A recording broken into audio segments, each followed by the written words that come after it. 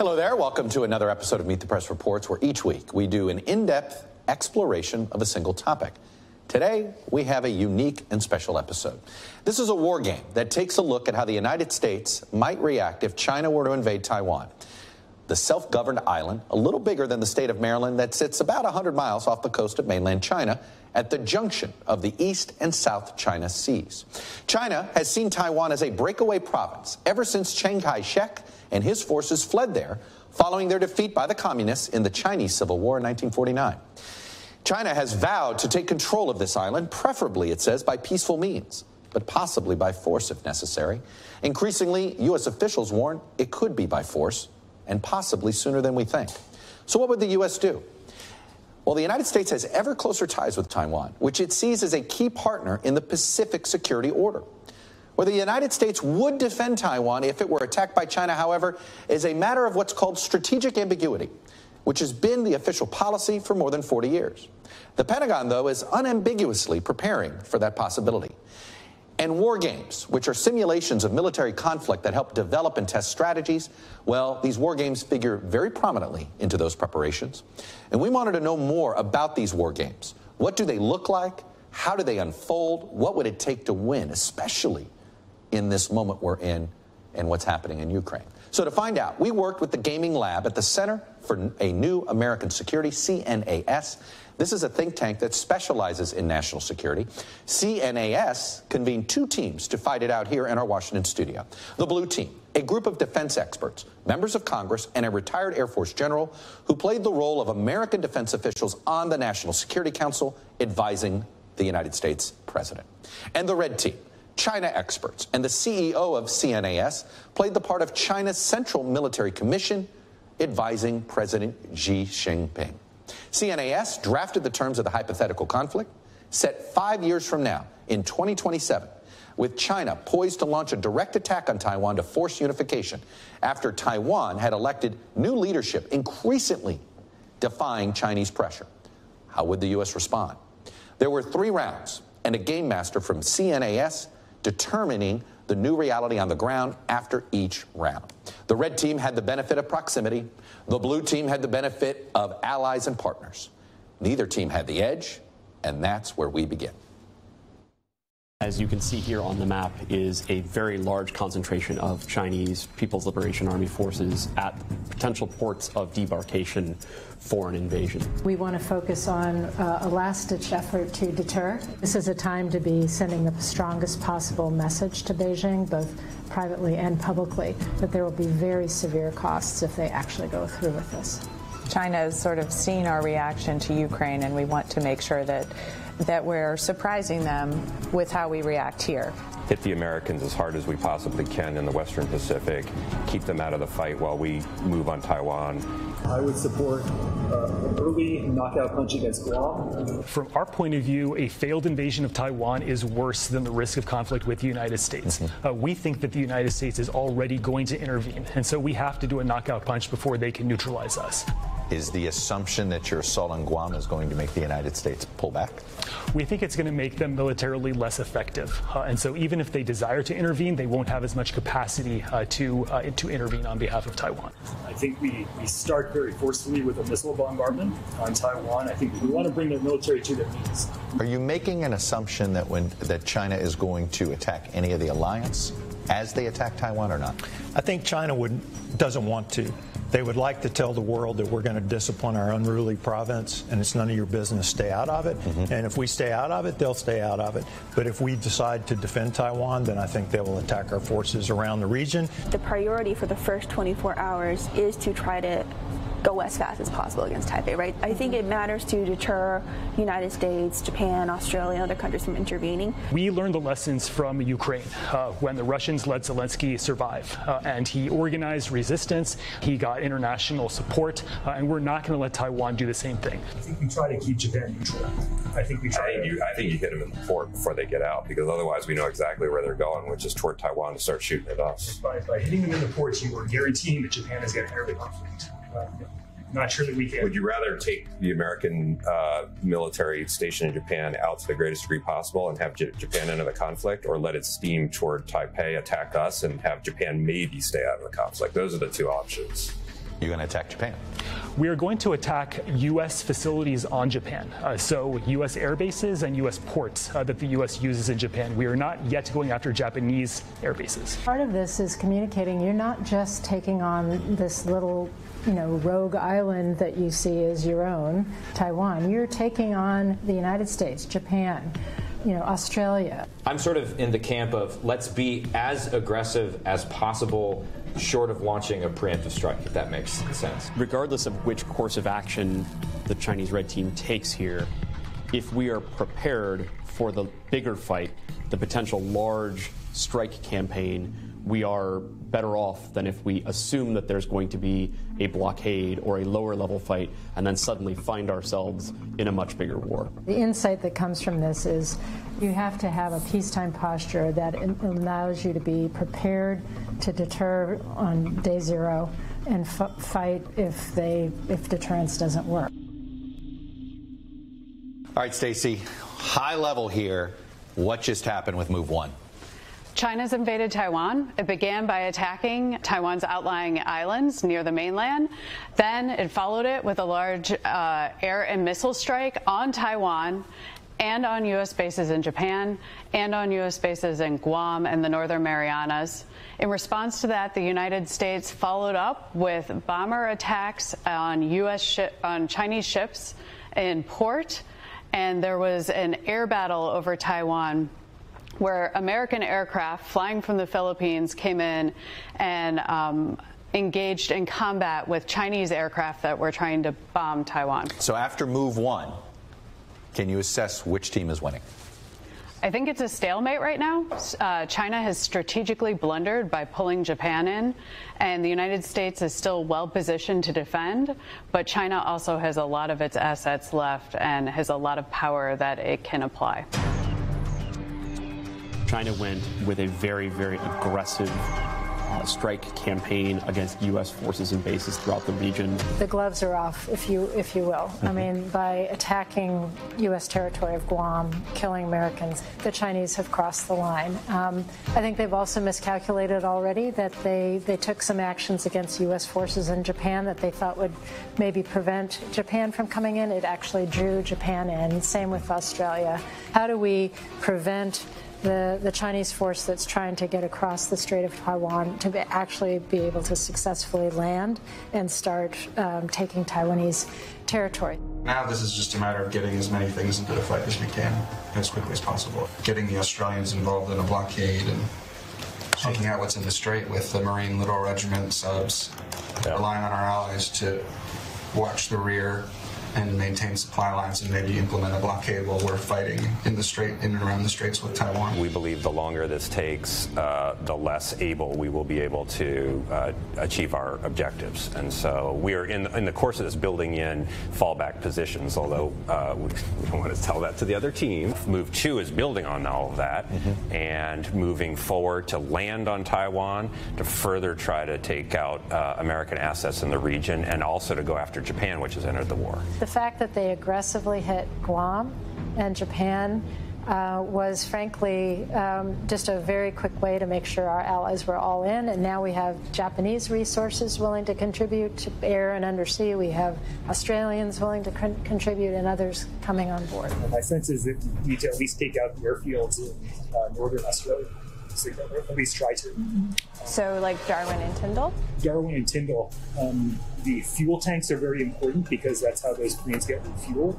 And the runways are important because they need somewhere to take off. In Hawaii, you have both obviously American territory, which they seek to preserve, plus you have all of the naval and air assets that the Americans have dispersed back that way once this war started, so there's a lot of targets out there. They hit our ports in China, we're going to take the fight to Hawaii. I'm a little bit hesitant to use conventional kinetic attacks in Hawaii just because I feel that will be interpreted as a Pearl Harbor in the United States. We could galvanize significant U.S. support. China's big strike, which was in response to the U.S. Attacking its ports, was on Hawaii. And they launched their stealth bombers, which launched cruise missiles and hypersonic weapons against Hawaii. It took out the command center on Hickam Air Force Base, where they're controlling Blue Air Forces and commanding the air war. So an American state has now been attacked. What was the blue team's move? The blue team was focused on destroying China's big warships that provide a lot of air defense for the invasion fleet. So they had submarines within the strait. I would say right now the red team is ahead. They're starting to make progress towards their objective of actually gaining control over Taiwanese territory. But they have a long, hard slog in front of them. After move 1, you said we were at a stalemate. After move 2, what would you say? I would say that China has a slight advantage right now because it's actually ashore. So it has made progress towards achieving its objective. It still has a long way to go. But both sides are probably running low of some of the key missiles and munitions that they use. So the character of the fight might change going forward. All right. On to move 3.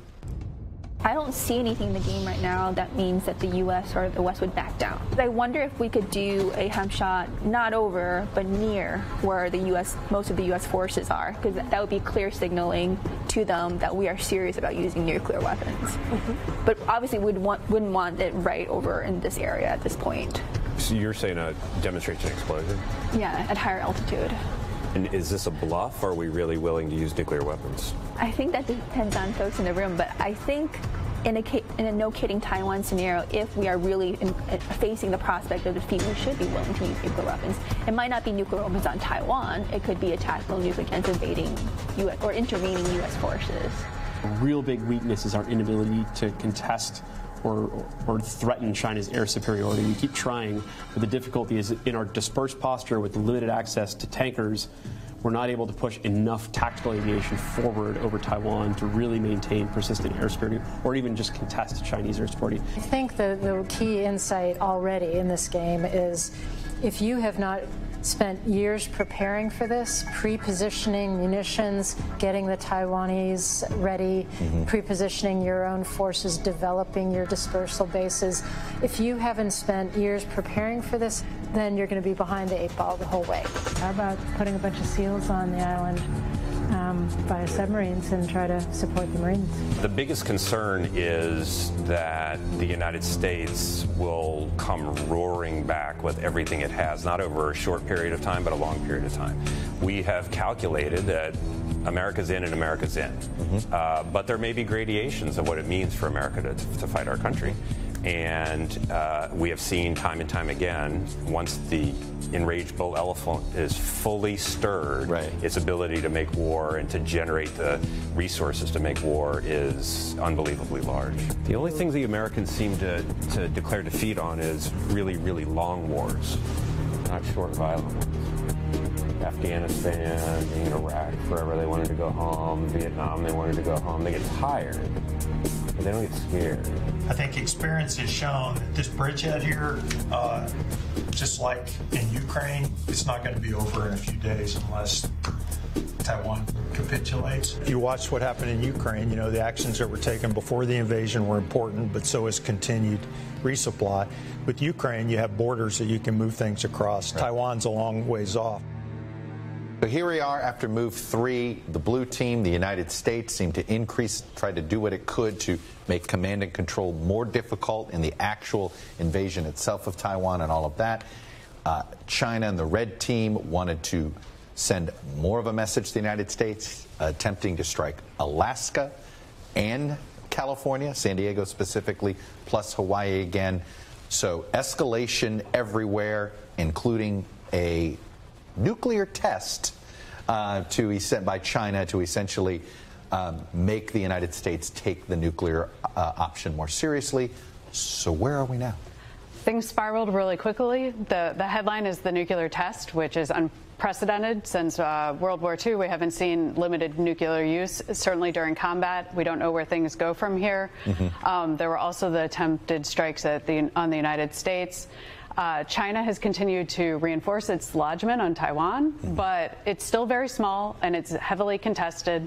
The U.S. is pushing in some of its ships now that munition stockpiles have gone down to try to support them, and it looks like we're in for a long, hard fight. So best case scenario is that it's a ground war in Taiwan. Worst case scenario is we're starting to have some nuclear exchanges.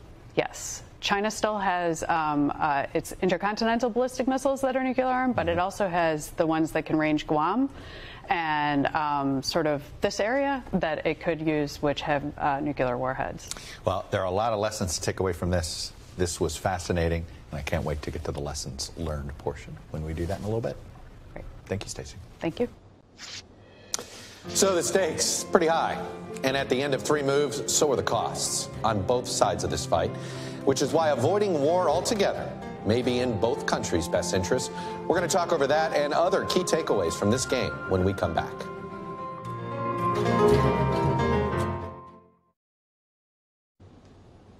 Welcome back. After the exercise wrapped, I sat down with Dr. Stacie Pettyjohn, our game master and the director of the defense program at CNAS, to talk about the results. And we were joined by 2 players from each team. From the blue team were the 2 members of Congress, Mike Gallagher, Republican, Wisconsin, and Mikie Sherrill, Democrat, New Jersey. And from the red team, it was Bonnie Lin, the director of the China Power Project at the Center for Strategic and International Studies, and Joel Withnow, a senior research fellow at the National Defense University. Stacie, I want to start with you. What did you learn? I think I was surprised by how quickly things escalated and the fact that the blue team didn't really seem to believe the red team's threats about nuclear use. That didn't seem to be honored. It seemed to me that they thought that they were bluffing, and they were willing to call that bluff. With I would say the plan going in, I remember you explaining to me, we're going to go in quickly, we're going to go in with big force, and we're going to end this quickly. That didn't happen. Well, the Americans put up a fight. We sacrificed a lot. I was unsatisfied that we weren't able to take out Taiwan's president early in the game, and so we had to move harder throughout the game. We paid a big price, but ultimately, I don't think we lost. I think we got the foothold that we wanted, and we'll get the prize, but we will have paid an enormous cost in blood and treasure to have gotten it. Bonnie, the decision to target Japan, is that going to be, assuming this war gets drawn out in this scenario, is that going to be an initial mistake or miscalculation from the red team or the Chinese side? I don't see that as a miscalculation. One of the things that we discussed during the team is of the U.S. allies and partners, which U.S. ally or partner we knew would be involved in the conflict. And we were most certain that regardless of what the scenario was, if it was a crisis or a major conflict in Taiwan, Japan would be there to support the United States. So for us, the calculation was, do we want to take out the assets in Japan now while they're still relatively easier to target, or do we want to wait later when it was much more difficult to strike Japan, and knowing either way that Japan would be in the fight with the United States. So they went with a preemptive strike, essentially, on Japan. You guys debated, and it's my understanding there was a little bit of debate on that first move. Should the U.S. side be more aggressive? Explain.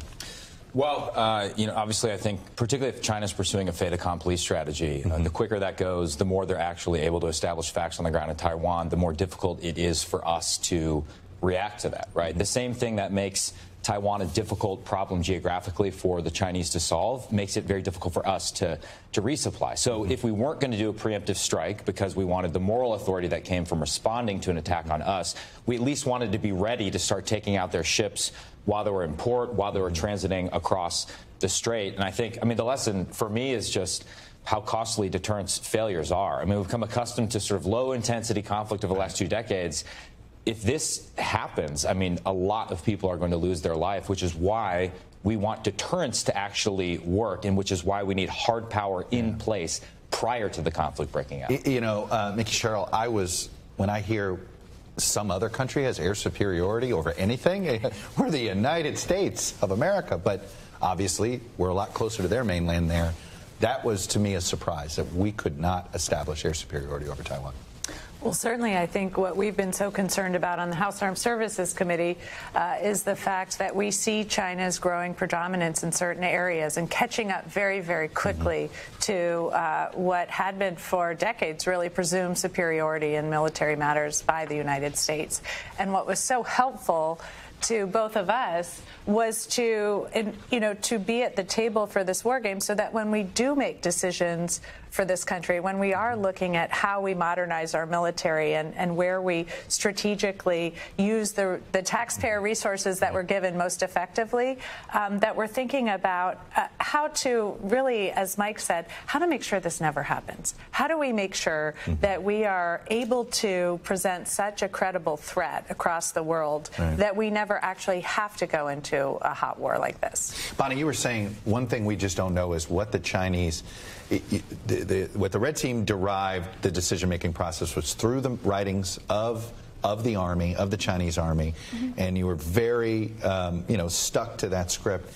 What do you suspect they are going to take away from Russia's essentially failed attempt to do what the Chinese strategy for your Chinese strategy to do here was, which is to take Taiwan quickly? That was the Russian strategy. It didn't work for them, and it didn't work for the Chinese.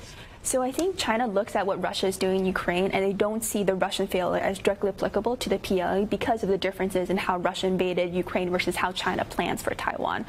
So one thing I think China is going to take away is, exactly like what we did with the war game, was China's going to try to move much faster on Taipei, decapitation, and concentrate its forces on Taipei.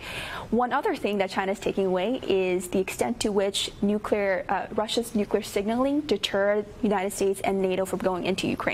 So I don't think the Chinese necessarily are confident that nuclear weapons will deter the United States from intervening to help Taiwan, but China is going to invest in its nuclear capabilities and will likely play up nuclear signaling in a Taiwan conflict. You know, Joel, Michele Flournoy told me after one of the debriefs, after one of the moves, that she was surprised that the Chinese fired the first shot at first, meaning her assumption was they would just slowly move their ships, basically go as close as they could without ever firing a shot.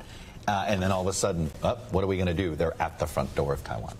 Well, I think in reality what would happen is that China may indeed use a large-scale exercise as the cover for an actual invasion, much as Russia has tried to do this. I also think that China will be better at Russia. I think they will do large-scale exercises year over year over year and make it very difficult for us in the U.S. side to determine what is an exercise and what would be the actual invasion. That being said, from our point of view, we have to establish air and maritime superiority, which means that we have to fire the first shot.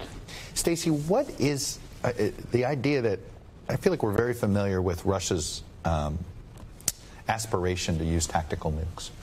Where are the Chinese right now actually on this front? And obviously in 5 years they aspire to be better at it. But do they think that you can use nukes tactically? Other people at this table are probably better positioned to answer this than me, but no, their doctrine is explicitly no first use. But a lot of people are beginning to question that because their nuclear posture is changing and they're expanding their arsenal so much. They're building new nuclear weapons and new types of weapons where some of those medium and intermediate range ballistic missiles that they used in the game, they can also carry nuclear warheads. So my biggest takeaway, and I want to save this last question for the two of you because you're the elected officials. You're going to have to try to do this. We need an Asian NATO. It is pretty clear we need one. Look at all of the assets we have to tap into right now to help Ukraine in so quickly, whether it's Slovakia, whether it's in Poland. There's not as many assets. That's what I learned from this. Can we do it? Well, certainly we have a lot of friends in the Indo-PACOM region. And we spoke about some of our allies today, and I think there were some other allies in the region that maybe would have been a bit more helpful than was presented in the scenario. Korea would be South Korea. The biggest one. Yeah. But I do think there's a discussion to be had about about doing more outreach here, doing more diplomacy here. There has been a hesitancy because of China's economic predominance. I'm wondering now, as we look at what's just happened with Ukraine, if some of our allies in the region aren't more willing to become to form a stronger partnership with each other and with the United States to ensure that they don't face some of these threats. Mike Gallagher, I go back to the decision by both essentially leaders of the political parties in 2016 to walk away from the Trans-Pacific Partnership. This was going to be essentially what could have been step one in creating a Western or a small d democratic umbrella in Asia. We didn't do it. Is it possible to, how do we do it now? Well, we may have to start with certain bilateral agreements and put aside sort of the economic agreements. I think we have an urgent need for more basing agreements in the region. And that became very apparent throughout the war game. We had 3 treaty allies that were involved in the conflict, but we still struggled to project power where we needed to project it. We quickly in the game clarified the policy of strategic ambiguity. We suggested that the president make it explicit that we would defend Taiwan. That's something we need to re-examine in Congress, I think, very quickly, because we can't wait 2 weeks, 3 weeks if Congress isn't in session to have the debate and potentially give the president the authority he needs to defend Taiwan. So there are ways we can make progress, even though a big regional trade agreement is probably not likely in the short term. Well, I have to say, this was fascinating. I learned a lot, and I hope some of the knowledge I learned we never have to actually use on air. No offense, guys. But thanks for making us a bit smarter.